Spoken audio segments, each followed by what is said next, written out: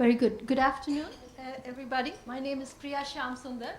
I run a regional research network called the South Asian Network for Development and Environmental Economics, SANDE. I'm very excited to be here this afternoon. I'm sorry I missed yesterday, and to listen to what you want to happen in your countries. And as Pradeep said, I think this is a really critical session. You're going to provide data for designing this project that UNDP and USAID have embarked on. And I think my sense is that they will take away the information from the session on what the key challenges are, what the key trends are, what the real gaps are, and that will be used to design the entire project for the next couple of years. Just the priors before we get started. From what I understand of this program, there's just sort of three givens, and maybe it's useful to reiterate these givens. One is it is a capacity development program, so there will be some knowledge development, skill development that will actually happen. There are many other types of projects, but this is what it is. It is about the economics of climate change. As we know, climate change is a very complex issue that involves all kinds of different disciplines and activities, but this will be about the economics of climate change. So you may want to sort of use that as a framework for your comments.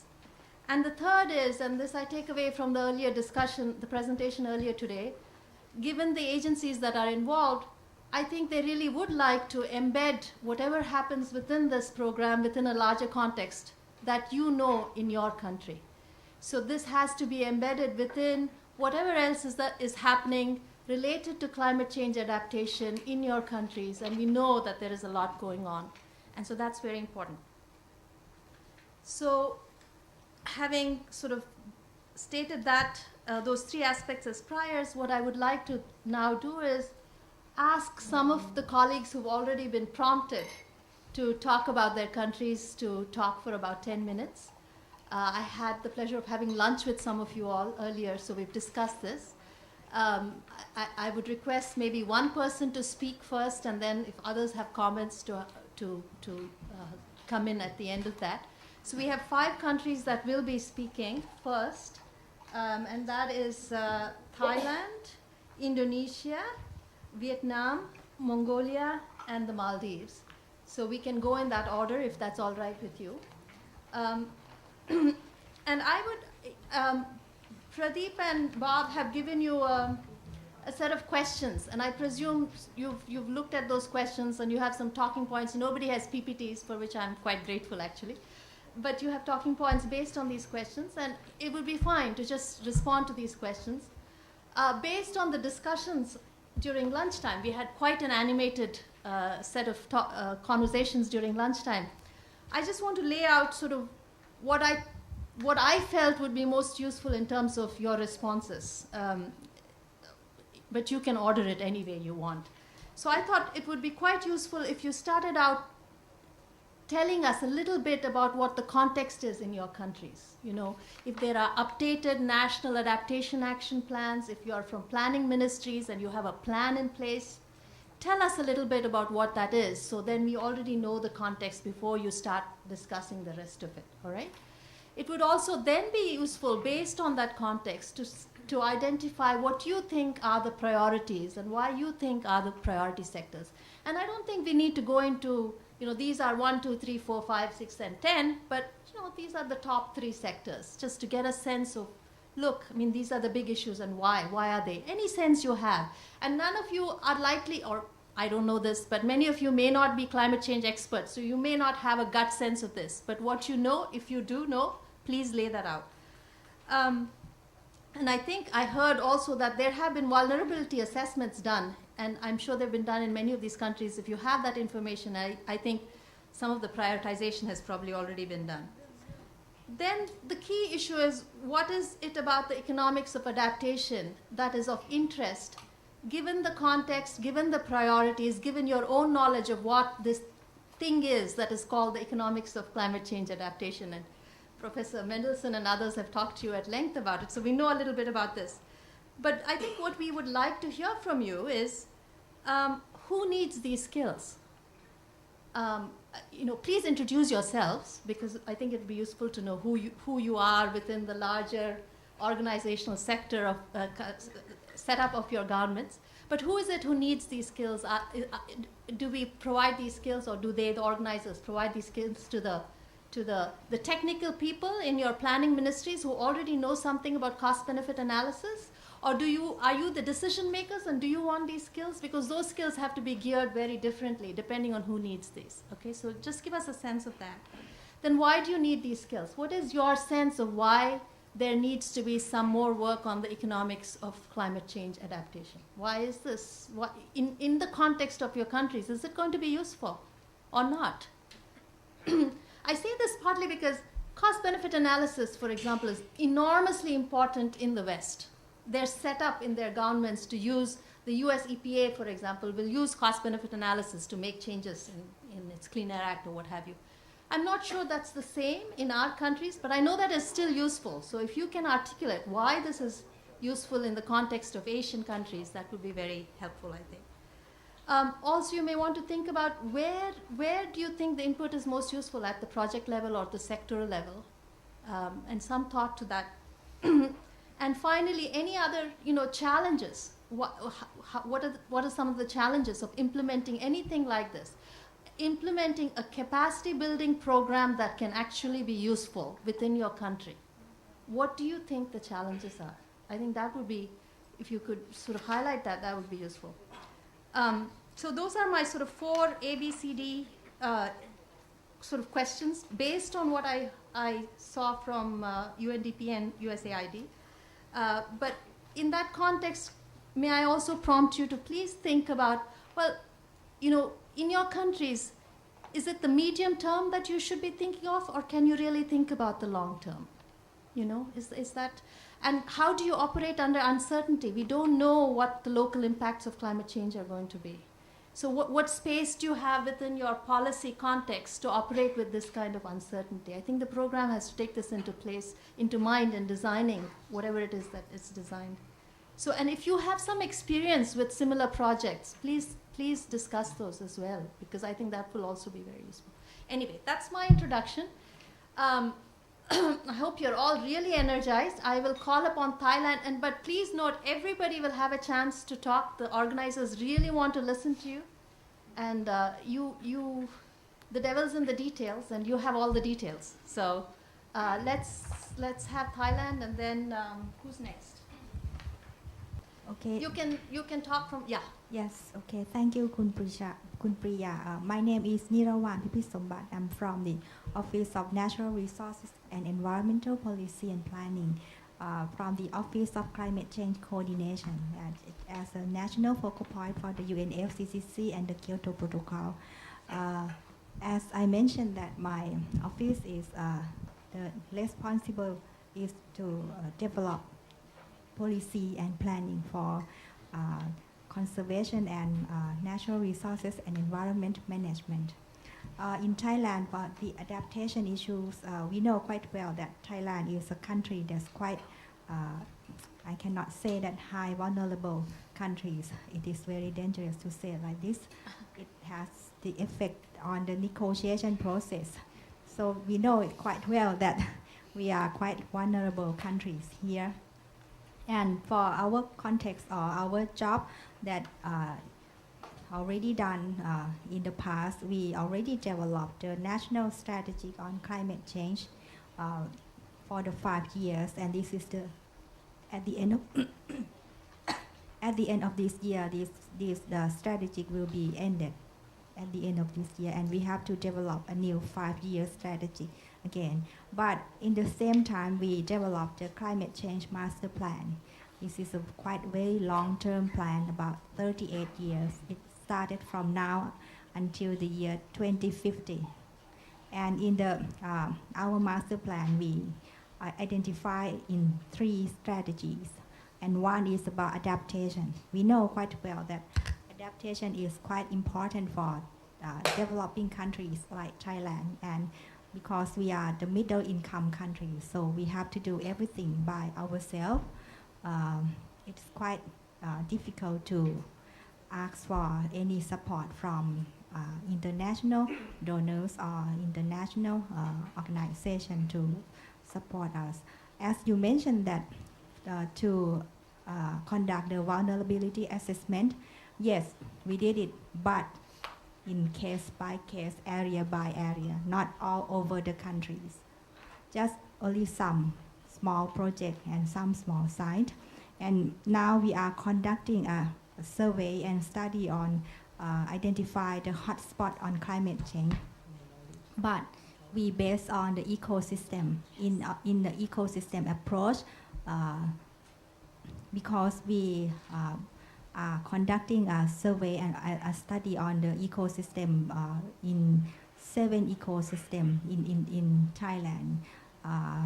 We already done on the coastal and marine, and we know where is the hotspot for the coral reef ecosystem in Thailand, both in the Andaman and in the Gulf of Thailand. And for this year, we are conducting the survey and study on the inland water ecosystem. And the study will be finished in the next 2 months.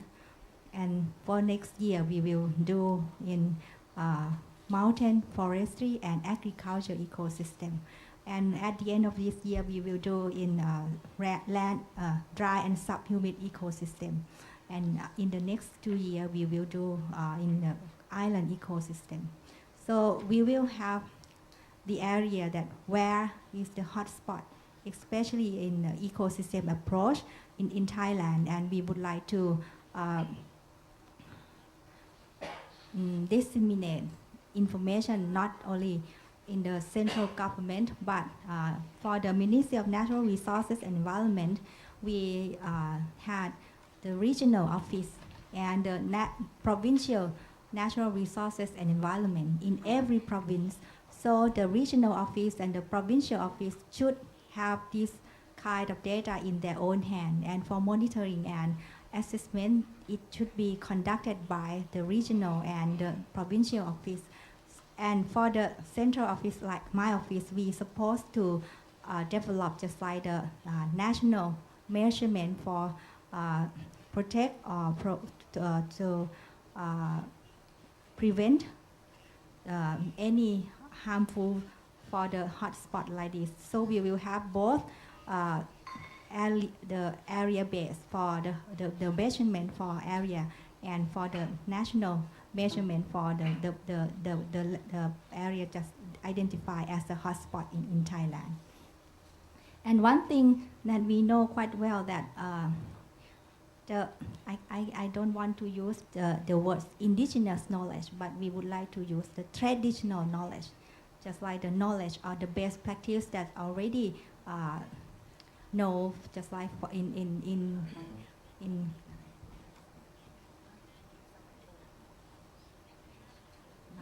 in a long time ago, just like maybe it is a best practice that our local people already do it, but they didn't know that it is the best practice to adapt themselves or to make themselves to be more resilient to negative impact from the climate change. So we would like to compile all knowledge and best practices, like to develop just like a database to apply to all to our colleagues all over the country to apply the best practices to implement in our countries. For the people that should be more vulnerable in my countries, we identify that for the local farmer or local fishermen are the groups of people that are most vulnerable. So for the first thing that we mentioned in our master plan, that we should capacity these 2 groups of people first. We have to capacity them that how to adapt themselves from the climate change.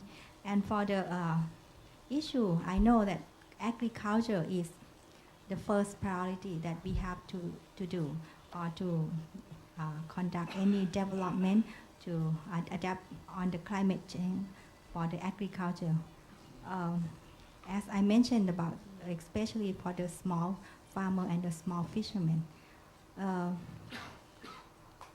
As you mentioned about the economic tools that when we conduct any project, we did not have enough time to use the economic tools to support us to conduct our project because some issue is quite very urgent and we have to do it as soon as possible. And one thing that the staff or the technical people or experts that are very keen on economic and adaptation or economic and ecosystem or economic on and biological diversity is quite very difficult to find. So it quite just like a capacity need in my countries, especially for the policy level too. And not only for the local group or the local agriculture group or local fishermen. One thing that is quite very important, politic man.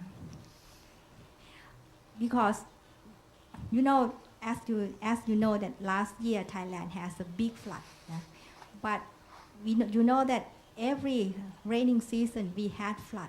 It is seasonal flood. We don't know how to explain to the politic man, both in provincial level, regional level, or national level, to understand that what is the difference between disaster and seasonal flood.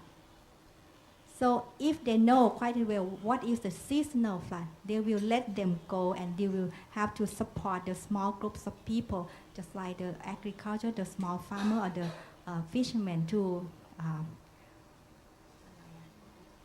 cope their living in their own style, not try to change any lifestyle of them, or not try to build some dike or some wall to prevent flooding, because this is a seasonal flood. Let it happen. So this is one thing that I think that this is a very big problem in Thailand. And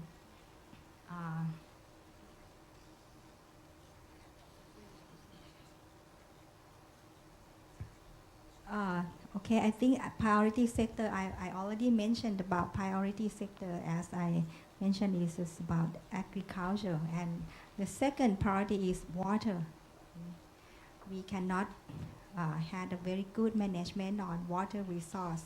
We have big flood last year, and this year we will get drought very soon. It is very difficult. And I think the last thing, yes, that I would like to mention that sometimes intensive that the government usually provide to the local people, especially to the local farmer. Some things is not a very good incentive. Something is, I think it is a bad incentive and make them have a bad behavior and do not try to cope themselves to the climate change, especially in adaptation. For example, this is from my experience. I heard from a small farmer in the northeastern part of Thailand. He knows very well that his area will get flood every year, but he still grow rice at the rainy season. I asked him that you didn't know that you will have flood. He said that he knows, but he would like to get incentive from the government. So that how we can change that. I don't want to say that the bad incentive, it is not appropriate incentive. So maybe we need to have some analysis, especially in economic, to show that, to compare that which one is better. To let them do it or give incentive or try to find a better incentive and let them have to capability to cope themselves to the negative impact of the climate change. Thank you.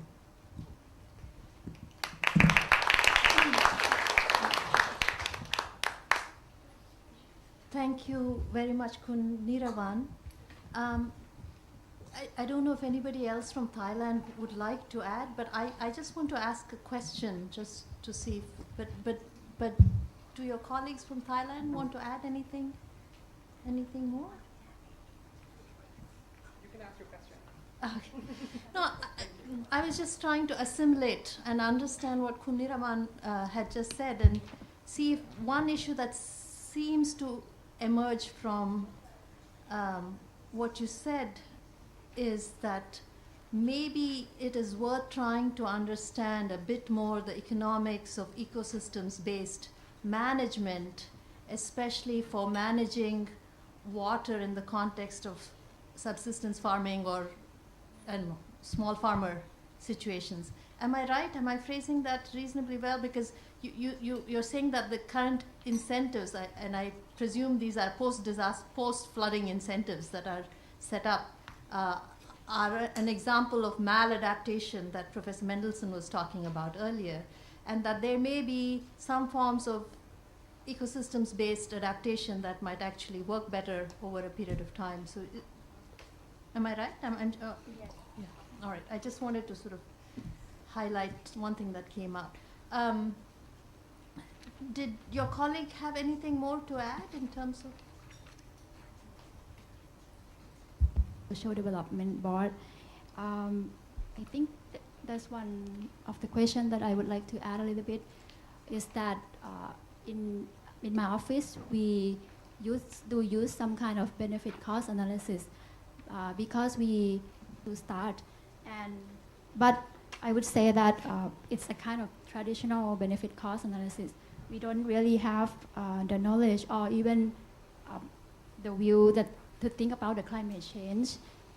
For example, if we have to appraise the dam, then it's going to be a typical dam for agricultural purpose. We don't even think about that as a kind of adaptation. So I think but to start thinking about climate change in that kind of project, because we are the one who looking, meaning like we kind of look at the project that already done. So I think our colleagues, for example, like the water department or irrigation department, need to be informed about this so that they can prepare the project that take into account the climate change. And also one of another aspect of my work is because we are kind of the national planning agency, so we do need to think about a kind of macroeconomics. And because actually my background is not economic, so one of the questions that get asked is that, for example, like mitigation, the government would like to ask to ask if we start to get a carbon tax, what would affect the sector, what sector would be affected. So I think for adaptation, I'm not sure, because in the morning, Professor Mendelssohn seems to suggest that macroeconomic is like useless. But for a planner, we still think that if we do an investment in particular sector, then I don't know, it's probably similar kind of question that we ask the mitigation activities. So probably I would like to learn more from him what kind of solution that I should get, and then tell my boss that I should be trained in that way. Thank you. If there are instruments that you, sort of broad-based instruments for adaptation, which might be appealing at the policy level, whether you'd like to respond to this query about carbon taxes for mitigation, but what are some similar instruments that fall outside sort of a cost-benefit project framework and a sectoral analysis, perhaps? So if you're studying mitigation, you would definitely model that might have slight macro parts to it. It's got to be a good energy model.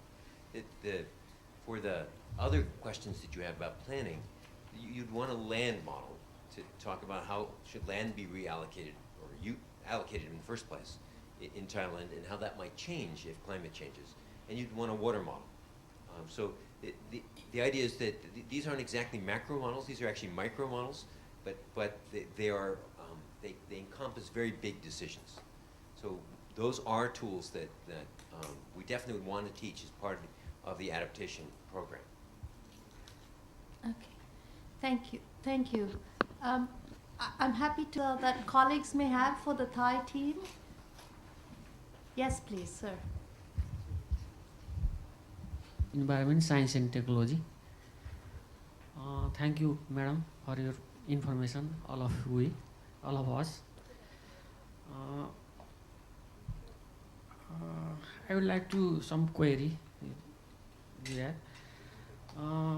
First of all, you have mentioned two master plan, National Strategy of Climate Change, short-term master plan, and climate change master plan in 20 years, I think, 30 years. But do you have any coordination committee like implementation executive level committee? Do you have? One question. And other query, I have query.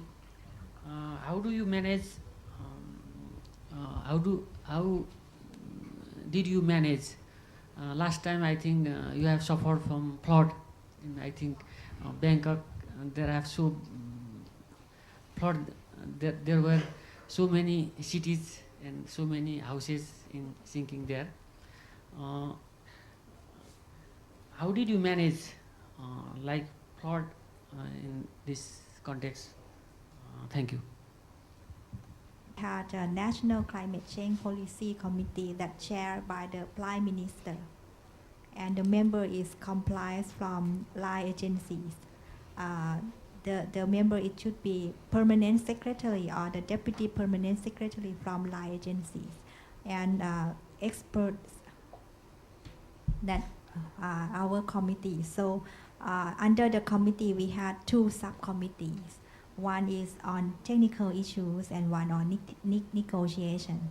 And for the climate change master plan, that before I came here, I just had a meeting with the working group on the development of the climate change master plan.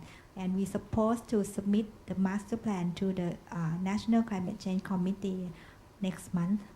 We had exactly date on the 2nd of November. It's quite very urgent work. And then we will submit it to the cabinet to get approved. For the second and the third question, I cannot answer. I don't know anything more, and I said that I'm very fortunate that my house did not in the flooding area. So I don't know how to answer your question. Thank you. Thank you. That is a very big question, so we will let you off the hook on that. Maybe that's a tea time conversation. Is there any? My name is Sunimal Jayatunga from Ministry of Environment in Sri Lanka. So you mentioned about the climate change master plan.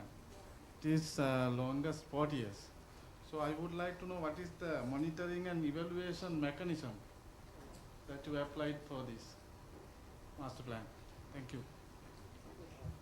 For monitoring, we will set up the change committee to monitor the implementation of the line agency to implement the master plan.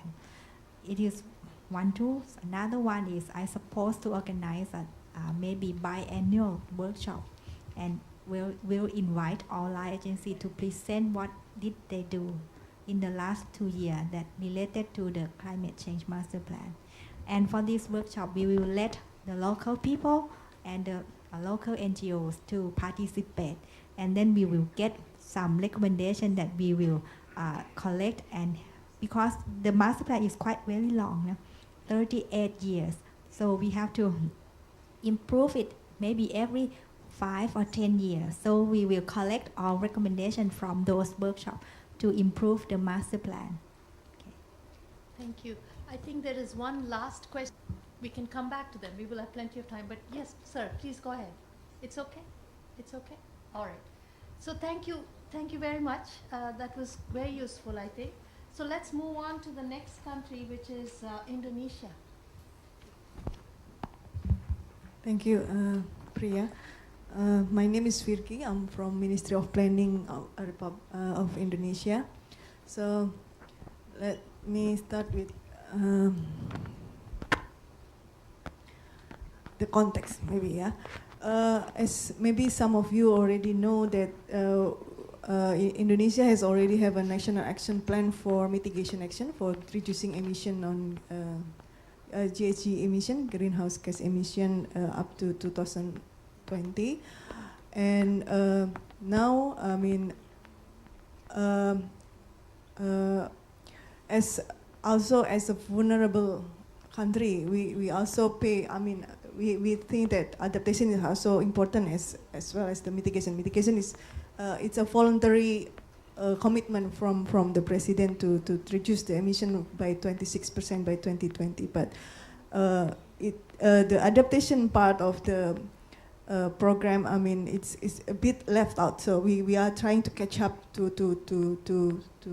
catch up with the adaptation action plan. So we now also preparing the action plan on adaptation. It's still going on, and it will cover the period up to 2024. But of course, we still have limited information on climate modeling, on scenario that we will have in the future. So with what we have, I mean, we divide the action plan into three phase, something like that. So it based on the development plan terms or development plan period that we have.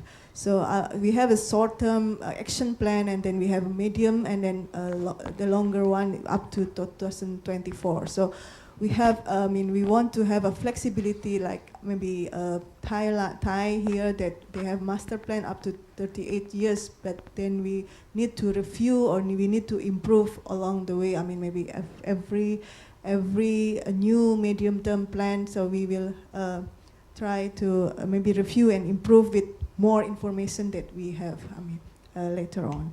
So that's what the context that we are now.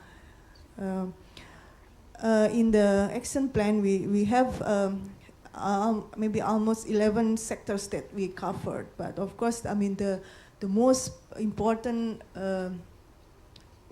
sector that we see is agriculture, because 80%, maybe 70 to 80% people in Indonesia still depends on the agricultural sector, and mostly maybe small farmers. And so and then agriculture also depends on the water resources. So water resources is also important sector that we see in the adaptation.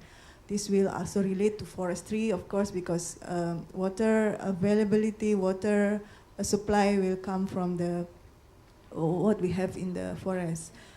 And then we also have big numbers of islands, also small islands included in that. I mean, we have 14,000 islands we can identify up to now, and maybe I cannot remember the number for small islands, but small island will be one of the coastal and small islands is also important for us, I mean, to in adaptation.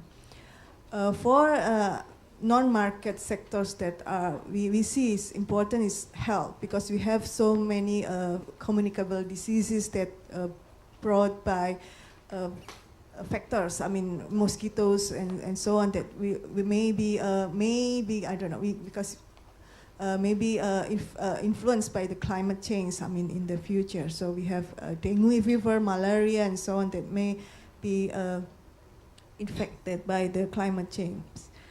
And then Indonesia is also known as the has a mega biodiversity. So that's also important to pay attention in adaptation. We are the second largest after Brazil, if I'm not mistaken. So we have lots of biodiversity, and we up to now we have a very limited knowledge about that, how many or what kind of species or biodiversity that we have. So I think it is it is not in the forest, but also in the sea, because we also a sea archipelagic country. So we have so many biodiversity, and we still have limited information or knowledge about that. So we see that it is also important of non-market sector in Indonesia.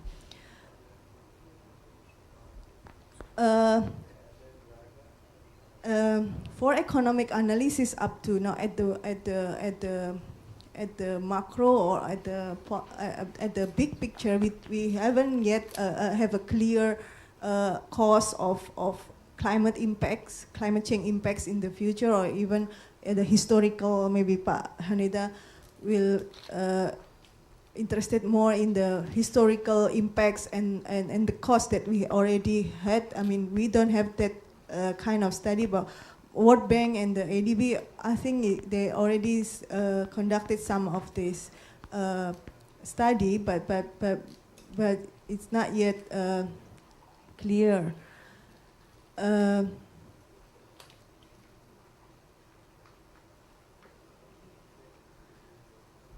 So, I mean, in terms of capacity building for this, I mean, through this program or to support our adaptation program action plan, I think, as I said before, I mean, during this workshop, I mean, there are different tools to can be used for different level of assessment. I mean, project level, policy, program, and a big picture. So I think, and the stakeholder for its level will be different. I mean, for project maybe the stakeholder will be local government or line ministry and so on. I mean, they will be more interested in learning how to do the benefit cost analysis or a project level assessment. I mean, to decide how they allocate budget in each project. But for the Ministry of Finance, Ministry of Planning, and Ministry of Environment, maybe, I mean, or the politicians at the legislative parliament, at the parliament, they will be more interested at the big picture of the assessment. I mean, economic assessment of this. So how, I mean, it will be different kind of capacity building for its stakeholders or its level. I'm not sure how much resources is available through this program, but that need to be taken into account if this program will be conducted in Indonesia. So different type of capacity building will be need for different stakeholders.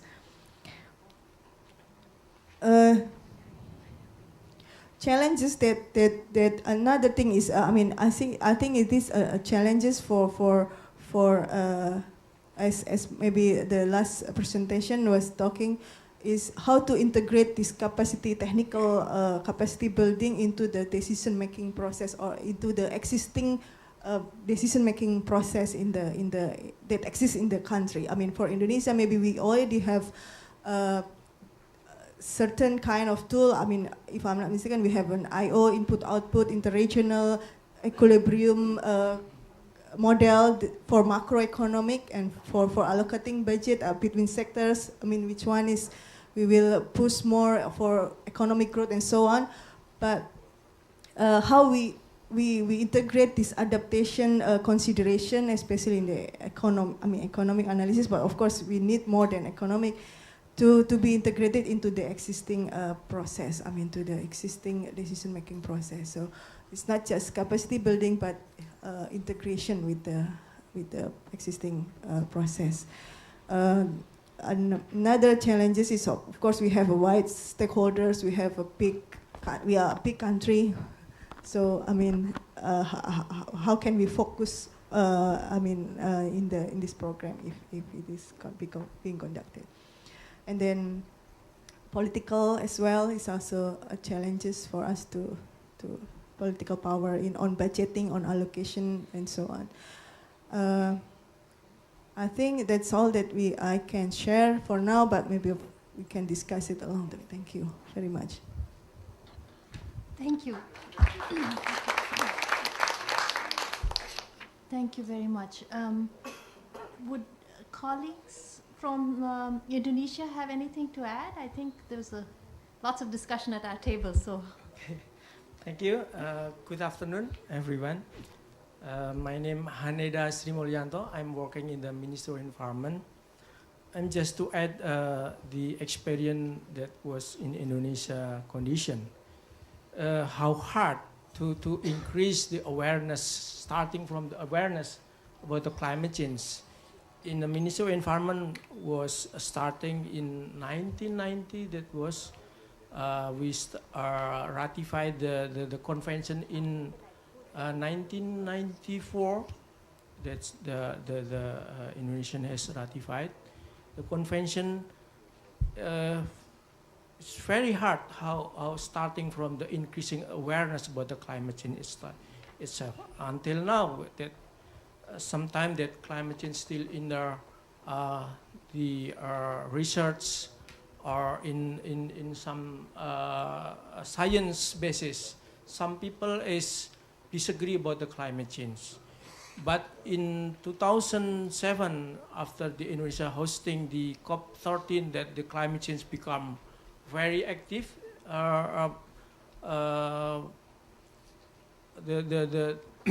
The program, the policy. Then in 2009, Indonesia has the regulation that mentioning that the climate change should integrate in the national development planning. From the Ministry of Environment experience, we have three kind of the strategy how to respond to climate change. From the top-down level, meaning from the development planning, integrating the climate change. From the policy, and the middle, we conducting the study, the assessment, assisting by the university, by the expert. In the crossroad, in the low level, we encourage the community to active role, how to doing the adaptive or the mitigation. We have the program what we call the Climate Village program. We recognize their activities, what the adaptation is, what the mitigation is, so they are more resilient by their traditional knowledge as the Thailand's experience as well. That's three things that the three strategy from the Ministry of Environment to combating the climate change. Based on the study in some location, we choose several representative location. In the last 25 years, indicate that the temperature increase varies depend on the geographical condition. The temperature increase varies from 0.5 to 0.7 degrees. That's the based on the modeling, and the sea level rise is increasing 5 to 7 millimeters per year. That is very informative and get more awareness to the local government. Unfortunately, even though that the Ministry of Environment is assisting the local government, how dangerous the climate change, but after the conducting study, it's not directly that they adopting that the study as the integrating to the policy. That is something that the challenges. The other hard thing is about the data, the information. When we conducting the study, it's very difficult to find the historical data to get the current condition before we projected how the condition after the 30 or 50 years. Always they are talking don't talk about 30 or 50 years later.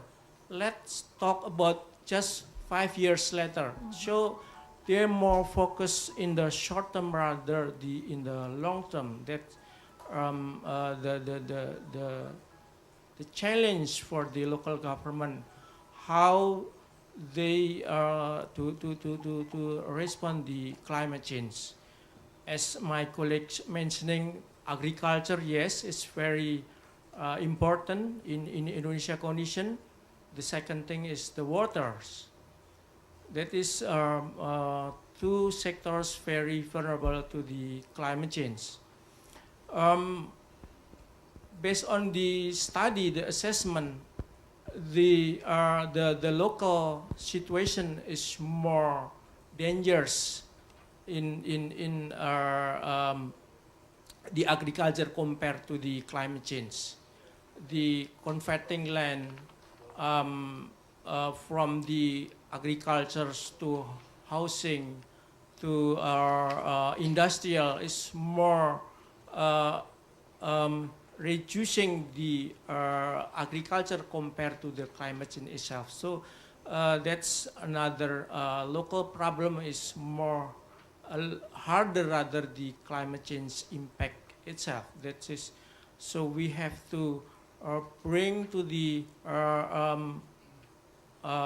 standard level first before we talking about the climate change. We have to bring to the standard management before we bring to talking about the climate change. That the Indonesian condition not enough yet. The program for the agricultures. For example, the Ministry of Agriculture, they already implemented the rice variety, for the drought variety, for the more water scarcity. They already are developing that variety, but it's not very well when the introducing to the farmer. That's something that related to the adaptation but not successful yet in the field is Indonesian experience. I think that's my some experience from the Indonesian condition. Thank you. Thank you. I'll open it up for questions, but just sort of two comments, just insights that seem to come across. One is the need to find the challenge of the short term versus the long term, and then the challenge of dealing with the other problems versus the climate change problems. And potentially, it would be useful to find a set of possible solutions that address the short term and the other constraints, but also address some climate change issues. Is there a subset of adaptation options that are actually relevant now that would be relevant in the future as well, and that would solve climate change problems potentially in the future, or are a measure of adaptation to climate change, but also would be taken up quickly right now? So it's just something to think about. I'm not asking you to respond to it. If you want to, you can. But I think we will see that if we don't think of climate change, if we think of climate change as separate from regular development problems, we will run into these challenges. You're absolutely right. Let me open it up and see who has other questions for the team from Indonesia. Stakeholders for different levels. But I was just wondering, in terms of priorities for this for this endeavor, if there were some areas that you'd see as higher priority, such as the project level, or in terms of if you were going to take some next steps, what the priorities would be.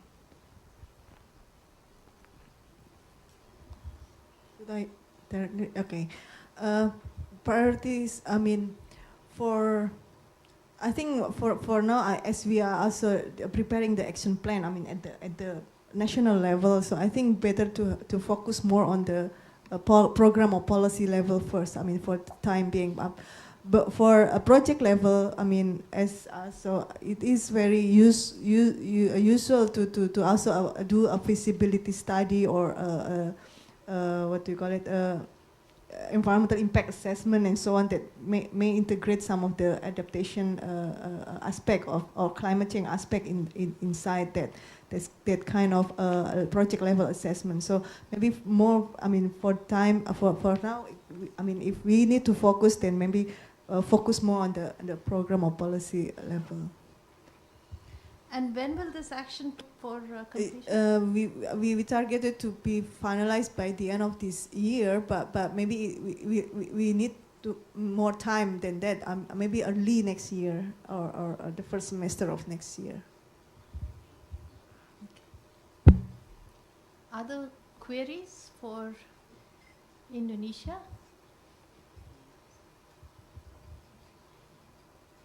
Okay, very good. I think that was so clear that. All right, let's move on to Vietnam now. And can I ask? Let's see, where are the colleagues? Okay.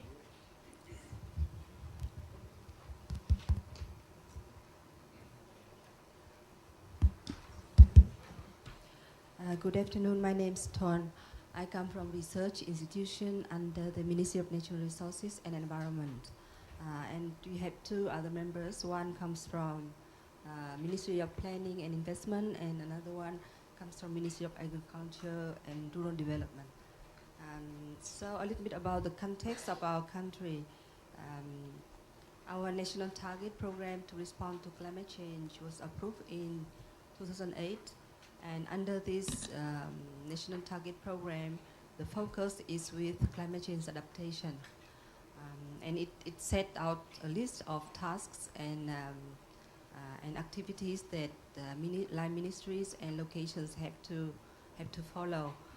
In that, it said that we have to establish action plan for line ministries and for locations.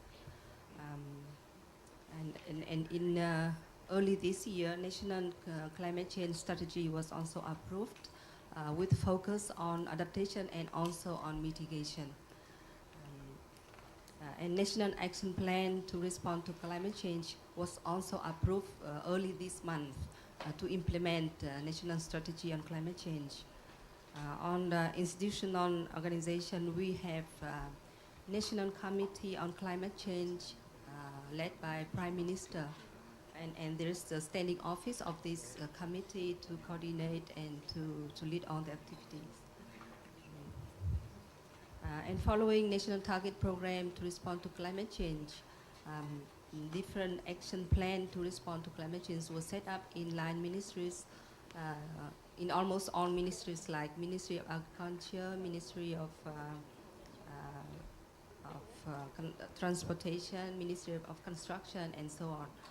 And also action plans for different provinces and cities also were set up. So that is about policy and framework of climate change in Vietnam. As you may know, that Vietnam is agricultural country. More than 70% of population is engaged in agriculture, and also agriculture contributes to about 20% of GDP. And it occupies about 30% of land of the country. Agriculture here covers also forestry and fisheries in Vietnam. So forestry, it means land use and land use change. And fisheries is becoming more and more important as it contributes more to the country's GDP. And as we have very long coastline, more than 3,200 kilometers of coastline, coastal resources are also considered under much vulnerability. And also many cities and towns, dense population occupy near the coastline, and infrastructure including cities, ports, and recreation facilities. And also very large part of our two big deltas were also very close to the sea. So we consider coastal resources is also vulnerable. concerning non-market sectors. So the first thing we consider is natural resources, is water resources. Water resources here means that we expect the shortage of water in the future due to development of the country and also due to the fact that Vietnam is the downstream country where big rivers we share with other countries. So we are the most downstream country, so whatever activities in the upstream will affect our country. For example, for the Mekong River Delta, we share with other 5 countries. Along the mainstream, in the upper basin, they develop hydropower plants, for example, or develop rubber plantation to expand. So more water will be extracted from the main river. And it will affect not only amount of water that we receive from the river, but also the quality of the water, because less sedimentation, less nutrition will come to our delta, and then it would affect not only agriculture, crop cultivation, but also fisheries and environment and biodiversity for the whole delta. So water resources is also considered a very vulnerable sector.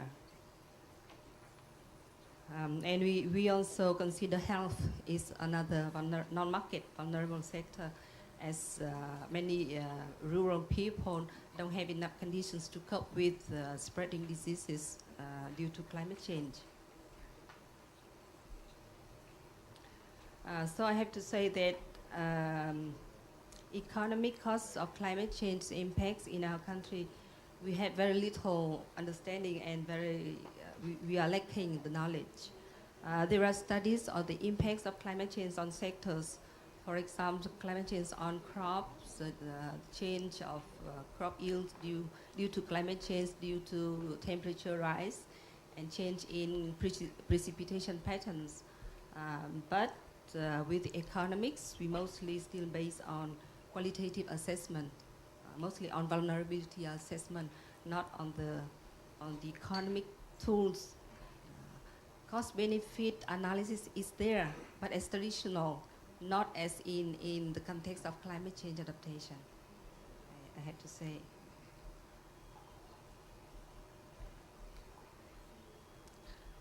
In terms of priority for decision makers, if we compare long-run climate change impacts, say for 50, 100 years in the future, with the short-run impacts, say for 10, 20 years, our decision maker or planner would prefer the short-run impacts. Even though there are strategies with vision toward 2050, but to take action, they would rather choose a shorter term. Is the localization of national action plans and capacity building for vulnerability assessment and impact modeling. So I think those are the main priorities of the Commission right now. Thank you.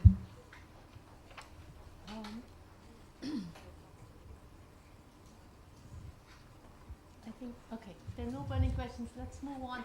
I think Nepal, maybe, because Mongolia is finished, right? Is the next country after Mongolia, is it Nepal? I'm not sure, I can't really see from here. You be my eyes. Who's next? It's Pakistan.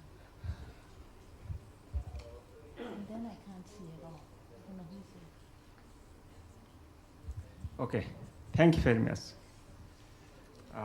First of all, I will like to attempt that to answer some of the questions that are set by the organizers. Then after, if the time allows, I will also like to suggest some of the issues that need to be focused or prioritized in such kind of seminars. Actually, the Nepal, it is the 4th vulnerable country in terms of climate change in the world. And the most vulnerable things right now is the water-induced disaster and agriculture, as well as the forest and biodiversity and the climate and the urban settlement and infrastructure. Government has certain level of understanding and it has prioritized the environmental issue as well as the climate change issue as one of the most prioritized agenda of the country's development. However, there are many things that need to be done. Policy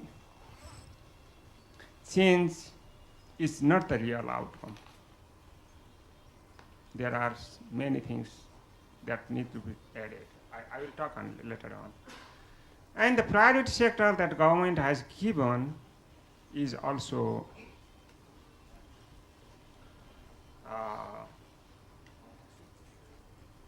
agriculture and the food security as well as the climate-induced disaster, how to reduce that one. That was a prioritized sector by the government. As well as the ministry, there are lots of institutional and organizational setup that there is a Ministry of Environment, Science and Technology, and the line agencies there are, and the planning commissions, and the Ministry of Agricultural Development, and the Ministry of Forest and Soil Conservation. There are many ministries that are responsible, especially for the issues of environment and climate change, but the coordination ministry is Ministry of Environment. And we have done lots of things in terms of policy.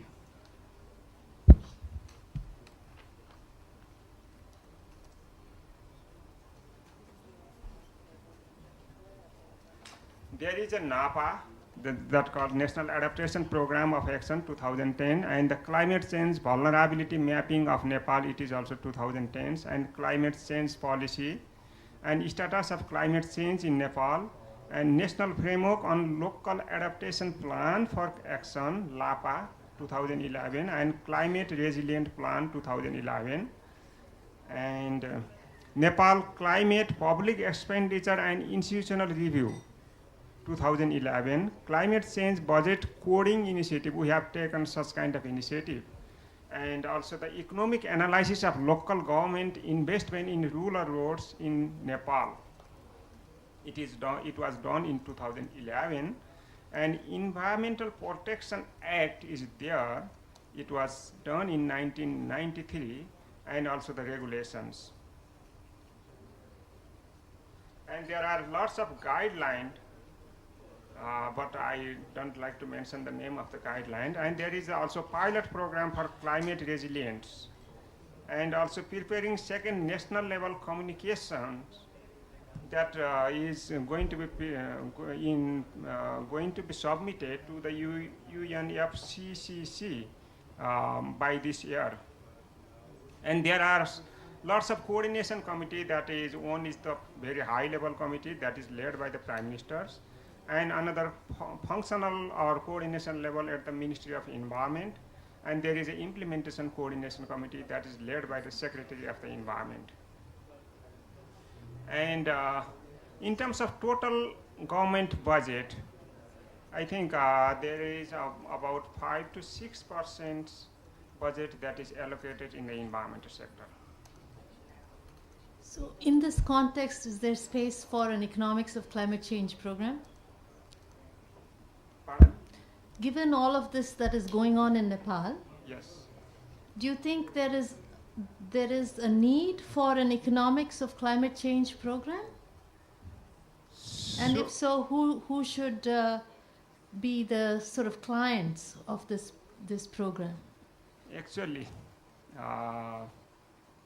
one have to think by himself or herself that it is the fourth vulnerable country in the world. What does it mean?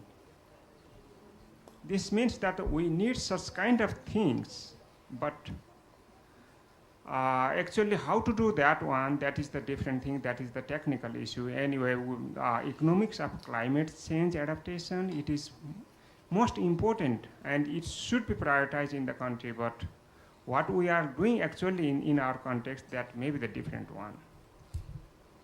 So it's still a gap. And there is a huge gap, not only the gap. And the second thing, I would like to raise some of the part that I have learned over here, because as you know that I am taking, this is my first time that I am taking such kind of meeting as this environmental or climate change issue. I am not so good and I have no technical knowledge about this, but anyway, I would like to suggest some of the things that what I have learned from other sectors. One thing I would like to focus on the term adaptation. What does it mean? In terms of economics, it may be misused or overused. Adaptation itself is the behavioral change, not only the economic modeling or saying that the relation between this and this is this, X and Y. It is a kind of accommodation. It is a kind of modification. It means it takes time. So, we should not consider the case in the isolation. There should be some systematic approach or institutional approach that we have to think in the same way. So that however robust we can develop the model, but it only indicates. Right. It may create a kind of awareness, but it is very, very difficult to get the commitment from the politicians or the policymaker. That is one of the most challenging issues we are facing right now. Actually, I fully agree with the poem or the presentation that was made about how to build the capacity and institutionalize such kind of things. The model that was given or presented over there, that is very, very actually useful in our context also.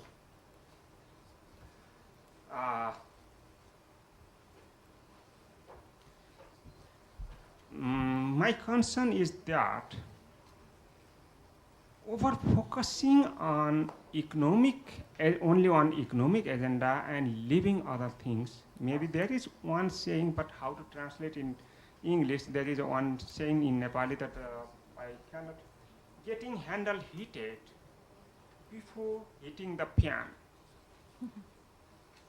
This may be a kind of not a sequential way. What we have to prioritize in our context. What is our national priority? That we have to focus first of all. That means that is one of the part is the economic issue, but there are other parts we have to focus on the same way, but that is lacking on the same way. So my suggestion in this concern is that whatever we do, we are talking very, very big things, and at the cost of small things. The millions of journey starts from the one step. Actually, we can do little things that makes sense in our context. Okay. So what are that things? Just I'm going to give some of the tips. Okay. Maybe one or two examples, so we can. Okay. Yeah. So because we have about 6 countries left still.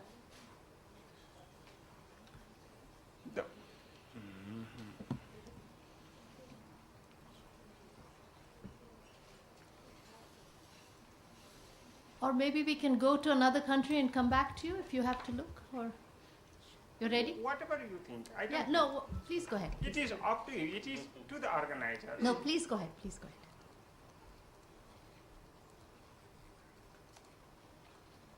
Actually, what we need right now is strategic communication to the people, to the policymaker, to the stakeholder.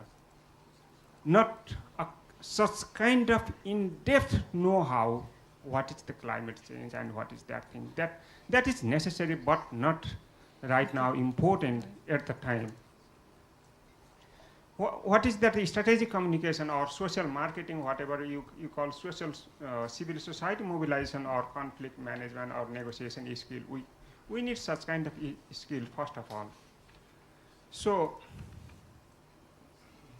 communication is the center of everything. Without that, we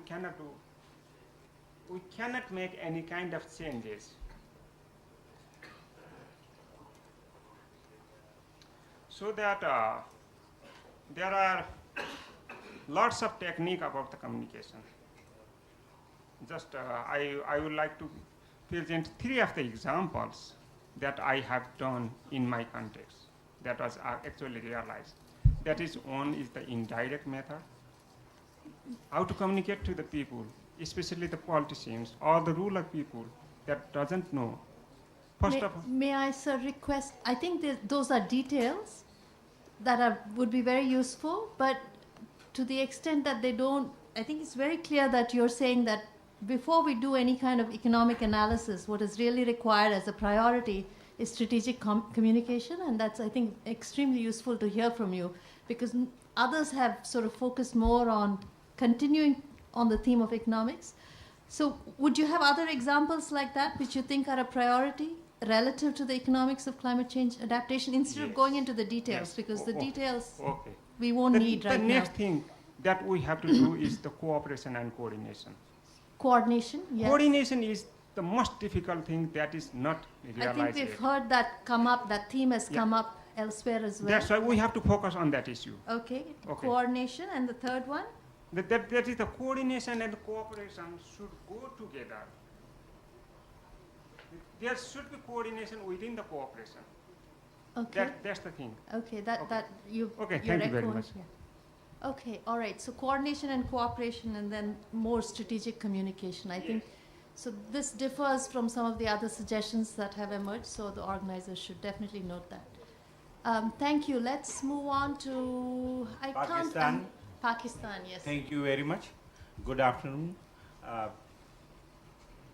My name is Javed Ali Khan. I am from the Ministry of Climate Change. And like other countries, Pakistan is also highly vulnerable from the climate change impacts, and because of its physiography, we confront host of climate change challenges. Like, we have about 800 kilometers of coastline and glacial mountains dropping from 8,500 meters down to sea level in 3,000 kilometers distance. So it is coastline, drought and desertification, flood, glacial lake outbursts. So it's a diverse phenomena impacting our country, and then we are carrying a huge population. It is 6th largest and shortly going to be 4th largest country of the world. So it's the impact is very, very serious. Then we had series of super flood and mega floods from 2010, 2011, 2012. So that led to the creation of the Ministry of Climate Change itself. So the vulnerability and the challenges are huge. Considering that, we have developed the National Climate Change Policy and currently working on the National Adaptation Action Plan and Mitigation Action Plan. The cost of, and again, the National Disaster Management Authority, Provincial Disaster Management Authority, District Disaster Management Authority, all are the recent institutions just developed to confront the challenges that we have that has become more recurring and more frequent. So, given all that, we do realize that we have huge challenge to address, and the capacity gap that we find is most serious in the area of adaptation. Why? Because the cost of adaptation itself is too high, and we have so far addressed more on emergency basis, relief and rehabilitation programs, but not a comprehensive plan to plug the gaps which are triggering such impacts. So the sea level rise, the sea level, the water has gone into 80 kilometers inland. So it is again a big challenge. All agricultural lands are inundated and the fishermen communities are inundated.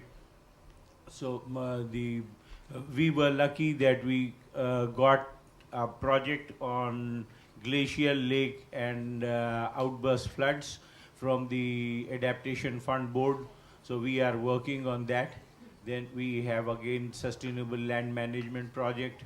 We have national from UNDP, Jeff, and then a UN assisted project on National Environmental Information Management System. So we are trying to build up the information system, trying to build up look into more critical areas of the glacial lake outburst. So we believe that economic dimension is totally missing. And the economic dimension, the training, the principal agencies which need to be familiarized and the cost-benefit analysis or developing the action plans, we will have to have a good insight of economics. We do lack, we do not have good economic insight into addressing the climate change issues. So I believe that this program, which is now in the making, will certainly benefit Pakistan as well, to learn the techniques of developing more comprehensive response mechanism built on the rationale of its win-win situation, that how much it can benefit by spending what in which areas. So the priority areas that I feel are more critical is agriculture is the first, or water and agriculture. Water, because we are drought, we do face drought situations very frequently, and the water is leading to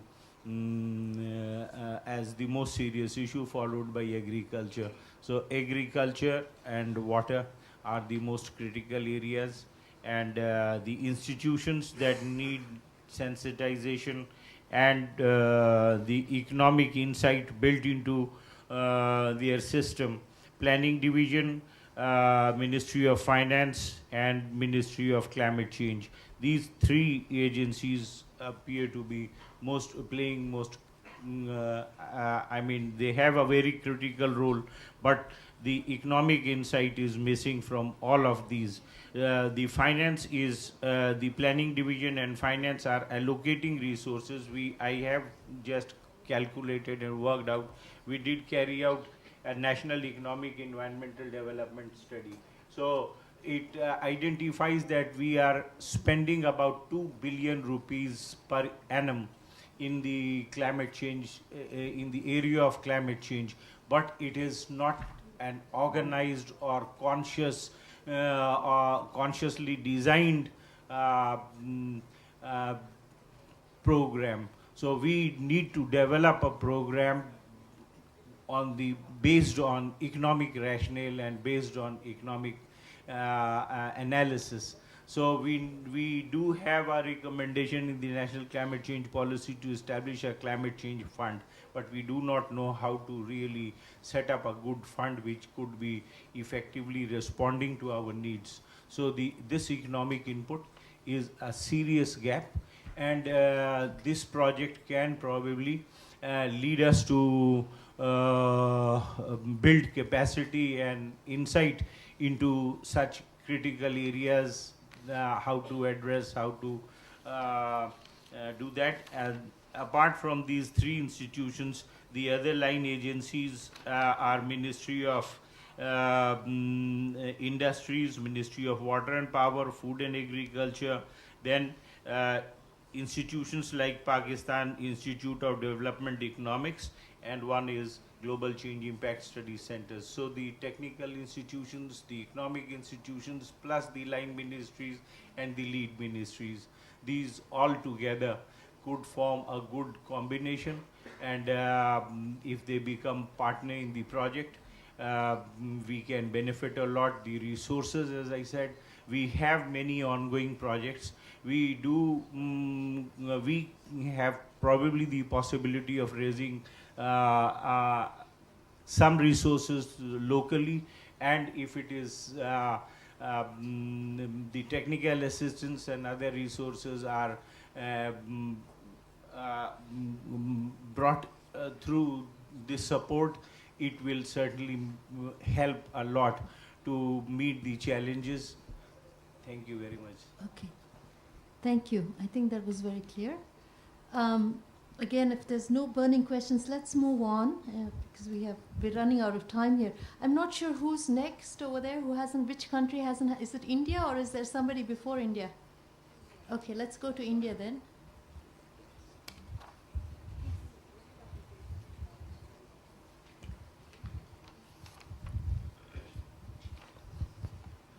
I'm Abhishek Acharya from Government of India, Ministry of Finance. Before starting, I must apologize first because it is often accused that the government economists do not economize upon words when they get hold of a microphone. So my apologies first of all. Nevertheless, I would like to put the Government of India's action plans on climate change in a very brief fashion. We do have a national action plan on climate change which has the focus on sustainable development, and it identifies the co-benefits for addressing climate change effectively. And we do have 8 national missions, out of which 5 are directly catering to the adaptation needs. These are very much available in the internet, so I'm not going to go into the nitty-gritties of them. Since sustainable development is the primary objective of our country and of our national action plan, so the national strategy firstly takes up to adapt to the climate change, and secondly further enhance the ecological sustainability of India's development path. And this is a multi-pronged long-term approach with integrated strategies that takes up development, use of new technologies, and climate change adaptation and mitigation, energy efficiency, and natural resource conservation. And other than that, we do have our state action plans on climate change, which supports the states in designing and implementing the state-specific priority actions with focus on adaptation, mitigation, and capacity building. Other than that, we do have existing adaptation programs like crop improvement, drought-proofing, forestry, water, coastal regions and health, risk financing, and disaster management. I must also mention in this regard that the second national communication has identified certain areas which are very much vulnerable for having an impact assessment, like the water resources, agriculture, forest, natural ecosystem, coastal zones, health, energy, and infrastructure.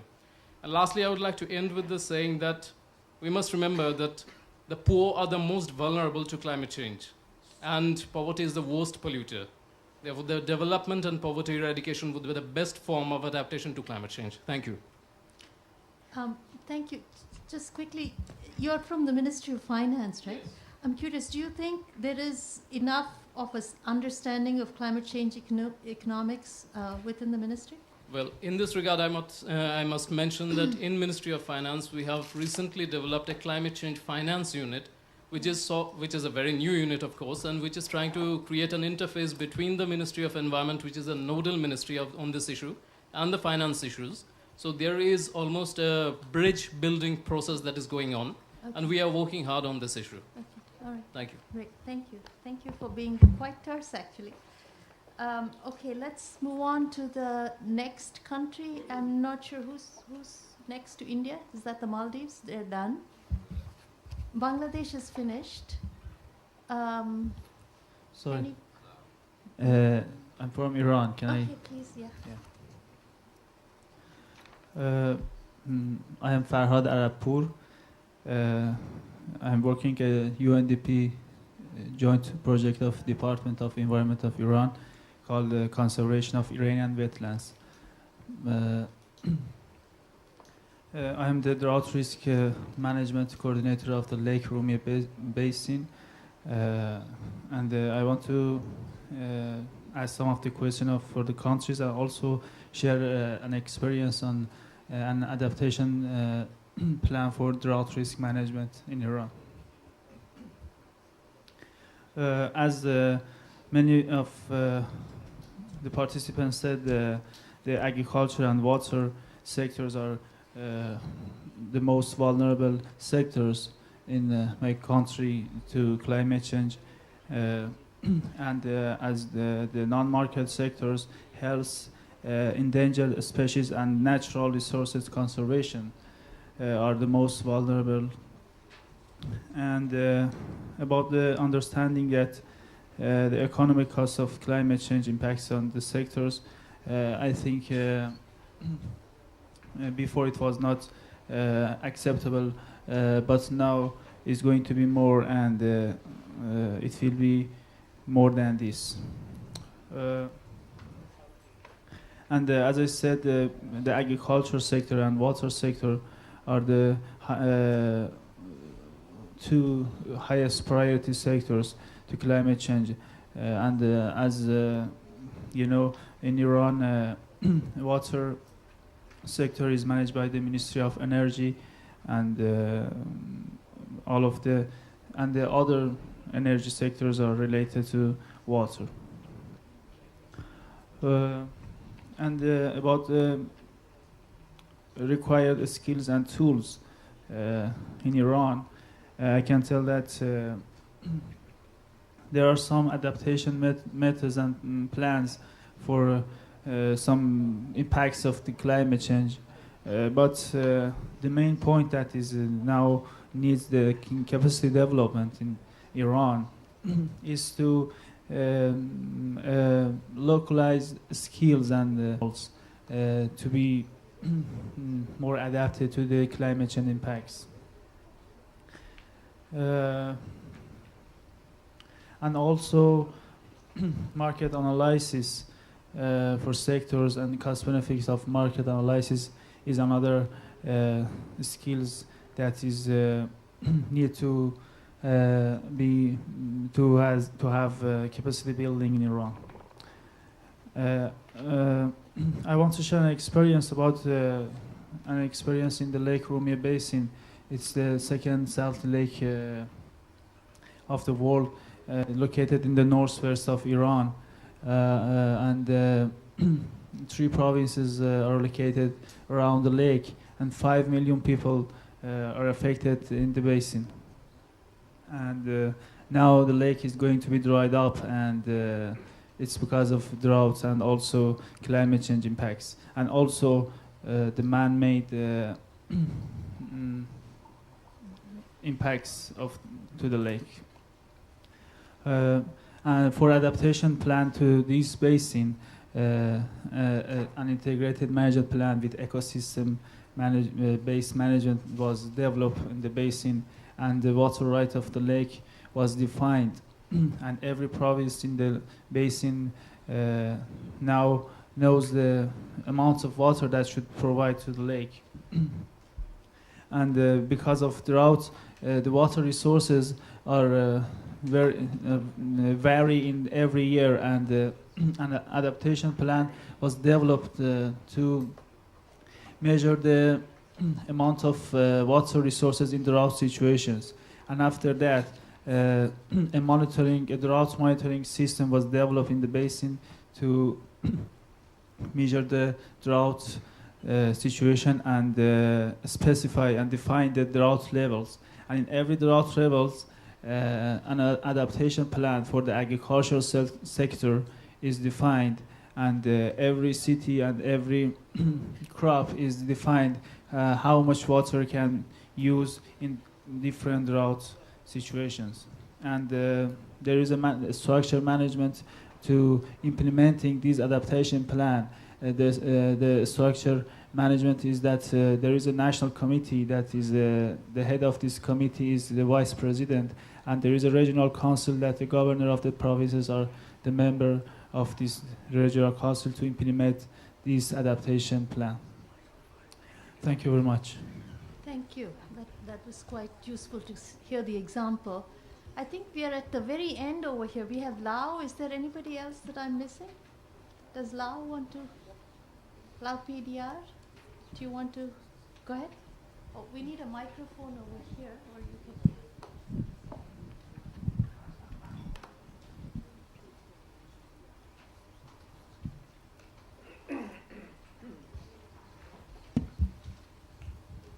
Thank you. Okay, as a last speaker, I will be brief.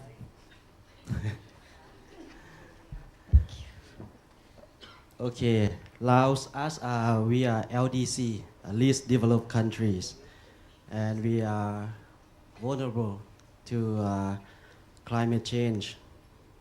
And with this vulnerable, our agriculture sector is the most vulnerable sectors to the climate change. And then with this vulnerable, we have identified and adaptation options, which is to mainstreaming climate change into through the plannings and agriculture sector's policy and plannings and designing of futures investments programs to these sectors. So there will be more, but I will be speak up only on one case of the agriculture sectors. So because we're running out of time, so I'll be brief. Okay, thank you. All right. Well, thank you very much. You were very cognizant of time over here, so thank you. Is there anybody else who I have left out? Have I left any other country out? All right. So I think, I'm sorry I did rush some of you through, I think. I apologize for that. I just wanted to keep the momentum going so we would have a few minutes at the end of this very long day, and I know people are very tired mentally, so to have maybe a little bit of a discussion and to make sure that the organizers, if they have any specific queries that you want to raise in response to sort of all the information that colleagues have presented, I just want to make sure there was time for that. So let me now open the floor. I think we can take a few minutes, either for you all to ask some questions of each other, or for the organizers to sort of focus on some specific issues and maybe try to tease out some more information from you all. But I also recognize it's been a long day, so if we don't move forward, we will end it.